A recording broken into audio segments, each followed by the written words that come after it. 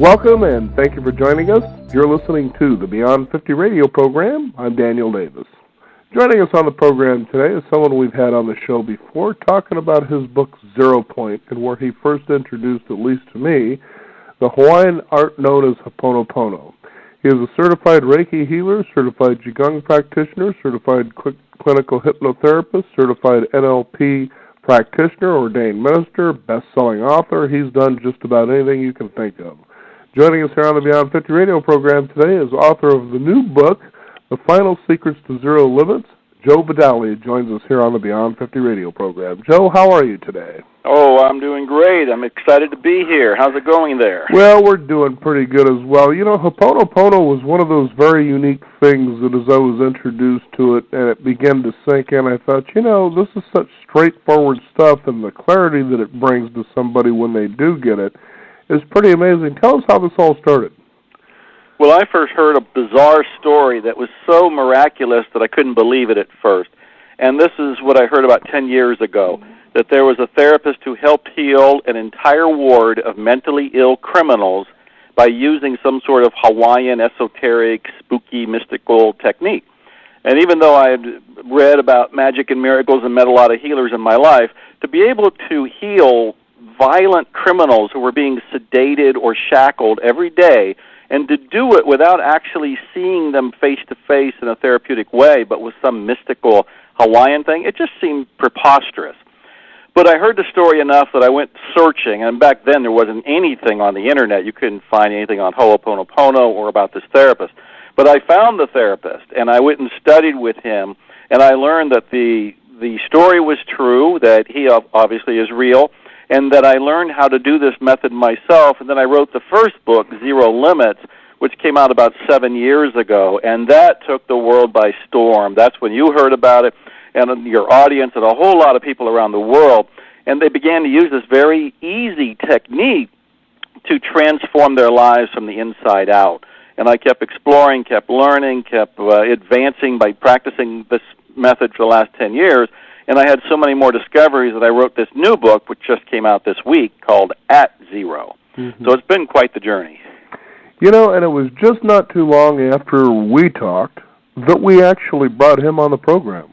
Oh, I didn't know you did. That's great. Absolutely. Yes, we did. I figured, why not go to the source and let everybody hear about the story right from the guy that was doing the whole thing. Good for you. And how did that go, having Dr. Who on the show? Oh, it was really a lot of fun. You know, and the fact is that it was one of those things that kind of popped in and it rolled, but then it was one of those that kind of fell off the radar. And it's funny how Americans tend to take things, you know.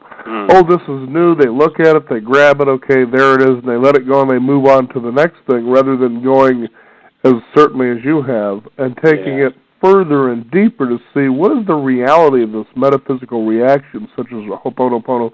What is it capable of doing? Right. Well, I'm glad you said that because this isn't a trendy kind of thing where you just go and buy the latest fashion statement, you know, and you use it for personal development for a couple of weeks and then you drop it. This is a practice. This is very much something that becomes part of your life. And when you do, your life changes in the most dramatic way. Even though when I found Ho'oponopono and wrote the first book, I was already doing pretty well. I was known on the Internet. I was a marketer and I was a copywriter. My life skyrocketed without me trying because of my practice of Ho'oponopono.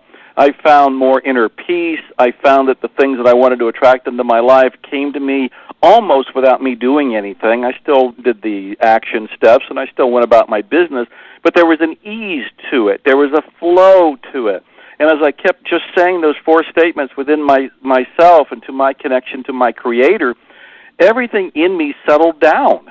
And today, 10 years later of practicing this every day, in the most simple, easy, natural way, my life is a moment-by-moment, just a series of miracles. I live in this state of awe. And I'm not saying it to point out anything about me. I'm saying this to point out that this is a method that is very simple, doesn't cost anything to do. You don't have to go and get deep training or anything. You don't even have to read my books because I can give the essence of it over the show. But after learning it and maybe reading a book to deepen your understanding, you just start practicing it and you watch your life change. So this isn't a trendy fashion statement. It's not the flavor of the week when it comes to a self-help method. This is something to change your life in a very powerful, proven way. Now, the title of your book, Getting to Zero, there's a specific reason why you had named your book that. Tell us about that. Yeah, the book is called At Zero. And the whole point of Ho'oponopono is to get us to be at what I'm calling zero, and in fact what Dr. Hulen calls zero. Zero is that place within us when we no longer have programs. Now, in Ho'oponopono, they call them programs, but you and I and your listeners would probably think of them as beliefs, as mindsets, as a paradigm, as a way of looking at the world. We have filters that are in our brain that cause us to see our reality in a very prejudiced way. We don't fully see the miracle of now because we have so many beliefs, or what Ho'oponopono would call our programs. What Ho'oponopono does is help us clean those programs out. We clear them, we de-wire them, if you will, we erase the beliefs, if you will, and what are we going for? We're going for this place that has no programming, that has no mindset or predetermined filters. That is what I'm calling zero, because at zero, zero beliefs, zero filters, zero prejudice, zero mindset, zero paradigm there. Now you can listen to divinity. Now you can allow inspiration to come through and guide your life. And when you allow that, life becomes a miracle. I mean, a literal, by God, miracle. But the vast majority of us, 99.99999% of us, are all living through these filters, these programs, this data. So at zero is all about using Ho'oponopono to eliminate the data so we can live this life of bliss from zero. Mm-hmm. Now, this isn't to suggest to people that you're not going to have some rough times, because they do happen. But a lot of times, I just recently had a Zen Lama on the program. We have a lot of crazy ones on here, but it makes it a lot of fun. And he had said something in his book that I thought made so much sense. You usually will have a rough time in your life because this is a way of karma facing you and for you to clean it away. And you can see how using a tool like this can help you do this. But the more you do it, the more you become automatically habituated to do it. And that's what I think a lot of people fall off, as they realize, well, I did this, but now, I've got this tax bill eating away, or I did this and my relationship dissolved, or I've lost my job, and, what's the point of it? But it takes some time before this begins to change. In fact, I was just reading, when you go back to the early days of the, people think of Napoleon Hill like Think and Grow Rich, but I go back even further than this. And they talked about a lot of these sort of principles even back around the turn of the 1900s. And he was saying, one of the authors, that when you begin this practice of doing the cleaning and the clearing and showing the intention and the desire of what you want, you're going to find that it seems like everything's happening in reverse from the direction that you really want it to go. And it may even get worse for a bit. But he says that's where you've got to stay steady, go through, and test the faith, and it'll start coming around. And it's really amazing that there's so much truth to that. I totally agree. And what people need to realize is that when you start stirring things up, whatever dirt, whatever sentiment, whatever programs were sitting at the base of that stirring will come to the surface. And what it means is you are clearing, and you have to keep doing it to get through it. I talk about this in the new book, At Zero, because I had heard enough from people over the last 7 years after reading the first book, Zero Limits, where they said, hey, I started practicing Ho'oponopono and things seem to get worse. And I thought, well, of course they seem to get worse. You were kind of on autopilot throughout your life and unconscious throughout your life. Then you read a book like Zero Limits, you start practicing Ho'oponopono, and the dust gets stirred up. Mm-hmm. And that's actually a good thing, because as the dust gets stirred up, that was the crap that was in us, preventing us from experiencing more joy and more happiness and more health. When you go through that, like I've done, you get to the other side where life becomes this very wonderful escalator ride through divinity. So I have learned, and this is what I teach people, when you first start doing Ho'oponopono, just like any habit, You have to remind yourself to do it. But after you've done it for just a short period of time, it becomes second nature. When I took my first seminar with Dr. Hulen and he was teaching me how to do this, I remember I had to consciously keep reminding myself, okay, now do Ho'oponopono, say those 4 phrases. Today, I don't do that at all because my background mindset is doing it. Even as I'm talking to you and all of your people are listening to this and they're catching my vibration, in the back of my head, as I'm speaking, it's going on automatically are the phrases, I love you, I'm sorry, please forgive me, thank you. It's the background, it's on auto loop, and it's going there without me thinking about it to keep me clean, to keep me clear so I can be inspired, so I can answer your questions with full presence and help as many people as I can. Mm-hmm. You know what's also amazing, too, Joe, and I'm sure you've experienced this in countless moments, is that a lot of times going to the bad stuff, when the bad stuff begins to happen, a lot of times when it gets onto our radar, there's the anticipation of what we think the outcome will be. And that's usually a heck of a lot worse than the actual outcome itself. Oh, and to give you an interesting example, I remember it was probably about 7 or 8 years. It was actually, I think, just before we talked, is that I had gotten behind, and getting my business taxes turned in, and all of a sudden here I'm rattled with this tax bill of about $5,000. So I just decided the best way to approach this was to call them and say, look, I don't have any excuses. I'm sure you got a lot of victims that call you guys, but this was really why I was late doing this. And I don't think it's a great reason, but it's the truth. She simply says, hold on a minute. She comes back and she says, we're going to go ahead and debate that. You don't owe any money anymore. And just erased it right off the planet. Now, see, I could have been like a lot of other people running from the IRS as they dig their claws in the dirt and they start, ravenously coming after you, but I just decided I'm going to go ahead and face this wild bear, so to speak, in the woods and say, hey, guy, let's go ahead and walk this path together, so to speak. And sure enough, that's what happened. And people sometimes don't understand that's exactly what it really is like, that most of that bad stuff, it's the anticipation of what we think is going to happen, and it's always different than what it actually is. What a beautiful story. I love that, and congratulations on having peace around it because you got the end result by doing that. Mm-hmm. I say the same thing to people is that the more you do this cleaning and clearing using Ho'oponopono, the easier life gets.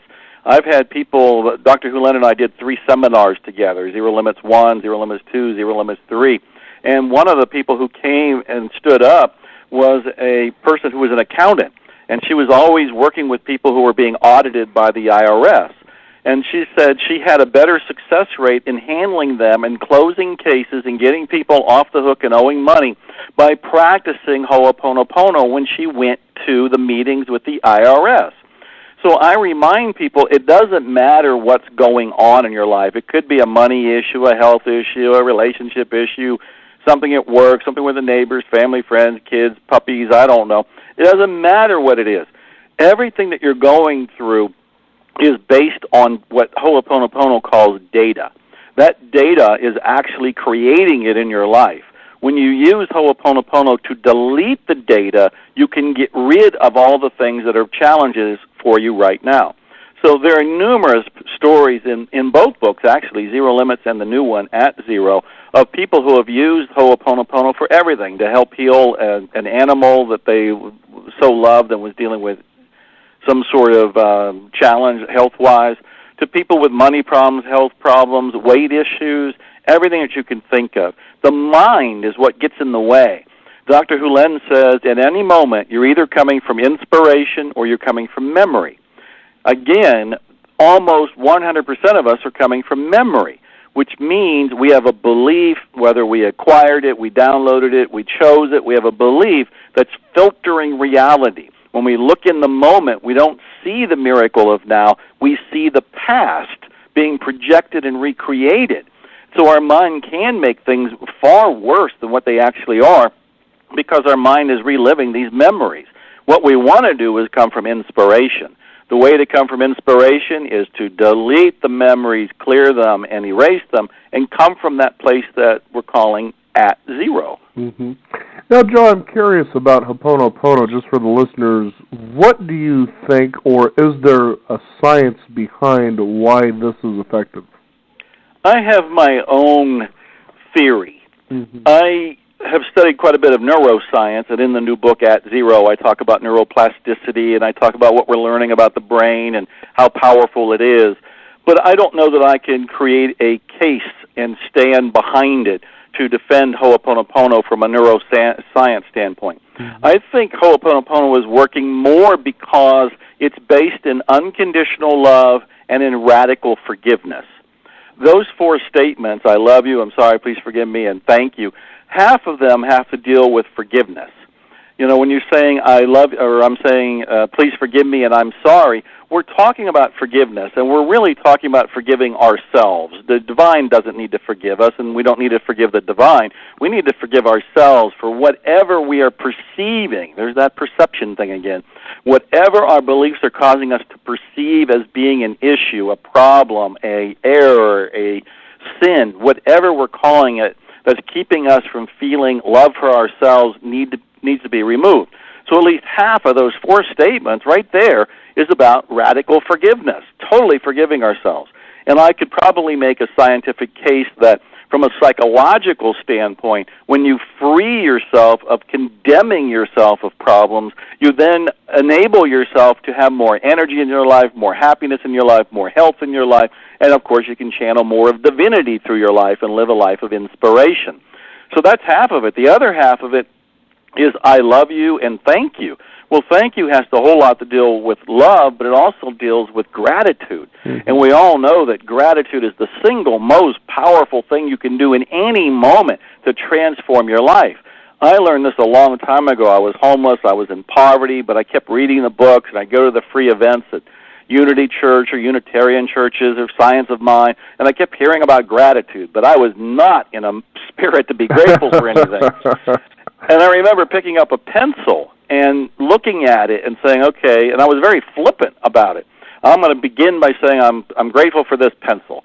And I wasn't when I began.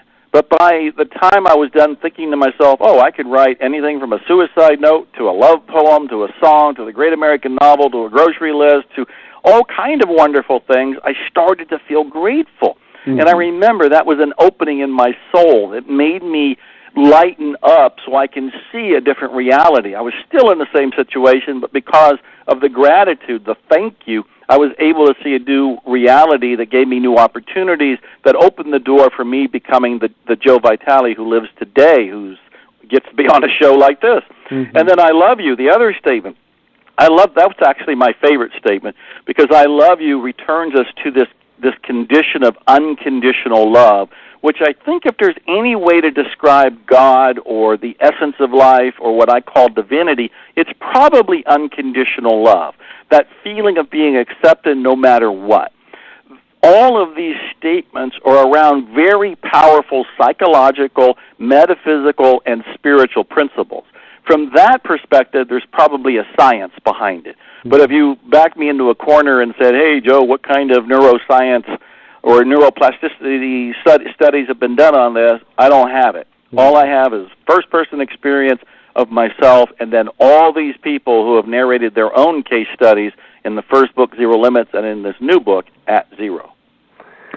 It's always fascinating to have someone like you come on the program because it makes me become aware of sometimes what's around us. And again, it may sound like I'm picking on America because I do love America and I love what it stands for, but sometimes I think the people who live in this great country tend to take the wonderful advantages we have for granted, and they end up not doing anything but complaining about what they don't have in light of what their neighbor has. Mm-hmm. And, you kind of take a look at something like that, and you say, well, as you were talking about being grateful just a few moments ago, I was thinking of Warren Buffett. And he had a very interesting perspective when he was over in China with Bill Gates. And there they were on this boat on the Sangpo River, I believe it was, or something like that. Anyway, they were being pulled along by these Chinese men. That was what their job was to pull this boat along to get it to the next place. And he realized, these guys probably do this 18 hours a day for probably most of their lives. And he realized that he had won what he had called the uterine lottery.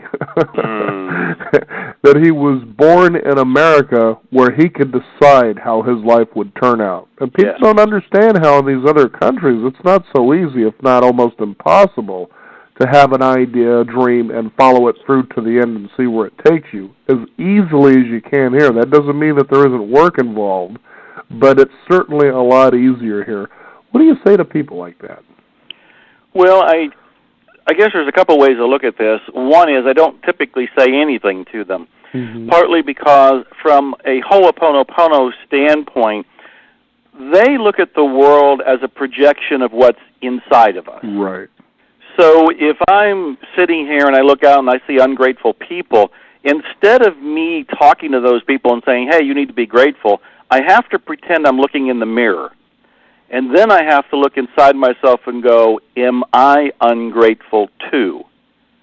Because what we've learned, and Jungian psychology even goes into this kind of thing about the shadow part of us, but in Ho'oponopono, this is a very real experience, that whatever is going on outside of us, whether we love it or we hate it and we complain about it or we applaud it, it's actually a reflection of what's inside of us.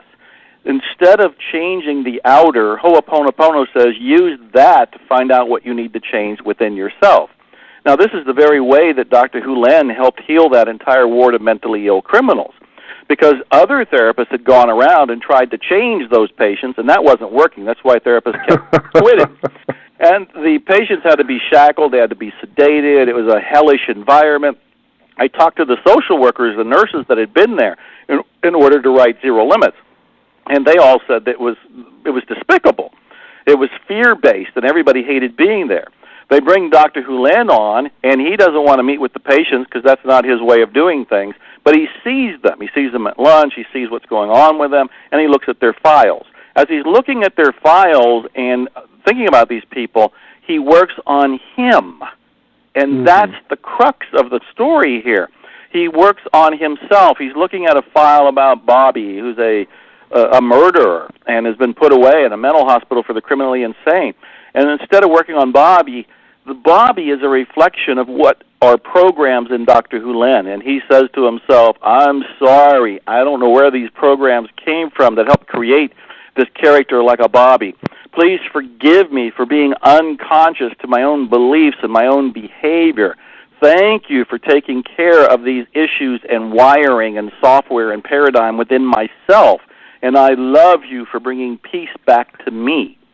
So Dr. Hulen is going through all this in himself, and as he clears up the issue in him, Bobby, on the outside, gets better. So to answer your question, if I do see people that are complaining more often than not, I'm not thinking anything about it except how I might be complaining. And then I got work to do on me. And what also is, I think, unique about what you're talking about here is how we begin to see other people. Now, I got to a point where I chose to see what I would find the good in somebody. There may be a playful something, it could be somebody that may have had selfish behaviors, they were argumentative, whatever, but I would always see that sort of delight in them, and that's what I would appeal and talk with. That's the only way I could see them. But what was fascinating is that you might be in a place, a work environment where everybody might be grumbling about that one person, but I didn't see that same thing that they did. And what would be fascinating is that person changed as I would approach or come into the room, versus how they were before I did. And so when you talk about these changes, it really is about that change inside of you. It really is amazing how simple it is when you get that. But then it's a matter of putting it into practice. Absolutely true. But I love the example that you're giving because I notice that I respond to people differently. And it's a matter of the inside of me picking up on their inner vibration. So when you focus on somebody's good, if you will, or somebody's light within them, or another way to put it maybe is seeing the God within somebody, when you do that, they respond to you differently because you are pulling out of them this good quality that maybe other people don't pull out of them. The other people might be focusing on something negative about them, so when they get together, there's more of a negative confrontation. But when you look at the light in somebody, the light in you ignites the light in them, and it's a completely different experience. So I like that you brought that up. What excites you the most about the work that you present to the world? My calling in life, as I understand it, is to inspire people to go for their dreams and achieve them. Mm-hmm. The fact that I get to write such wonderful books that are so well received and be a scout who finds a treasure like Ho'oponopono and then rides back to the world and says, look, there's something that can save us all, is thrilling to me. Mm-hmm. I feel inspired when I get to inspire people.